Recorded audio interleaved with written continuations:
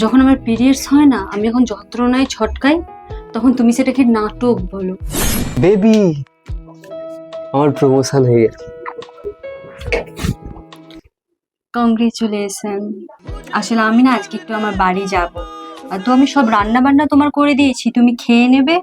আর আমি আসছি, হ্যাঁ, সাবধানে থেকো। ওর আবার কি হলো? আমার প্রমোশন শুনে ওর মধ্যে কোনো এক্সাইটেডমেন্ট নেই।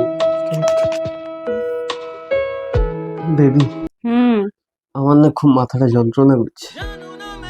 মলমটা এনে দাও আর ওষুধটা এনে দাও তো। ওই বাইরে যে টেবিলটা আছে না, ওর মধ্যে ওষুধ রাখা আছে, বুঝলে? আর ফ্রিজে রাখা আছে, ফ্রিজে জল রাখা আছে, তুমি যে নিয়ে নাও না গো। আমি উঠতে পারবো না, তুমি এনে দাও না। আরে, আমি বই পড়ছি, তুমি দেখতে পাচ্ছ না নাকি? তুমি জানো না যে বই পড়াটা আমার কাছে কতটা ইম্পর্টেন্ট? আর তোমার অতটাও কিছু হয়নি যতটা তুমি নাটক করছো। যে ওষুধটা নিয়ে নাও, আমি বই পড়ছি, আমাকে শান্তিতে বই পড়তে দাও।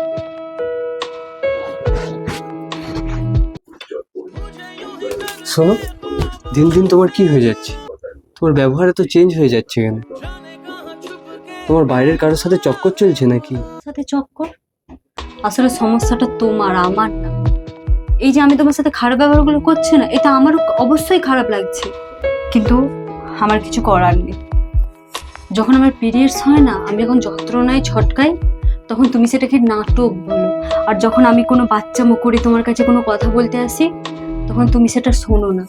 তখনও আমার মধ্যে কষ্টগুলো হয়। আর এখন যখন এই কষ্টগুলো তোমার মধ্যে হচ্ছে, তখন তুমি এই ফিলিংসটা বুঝছো।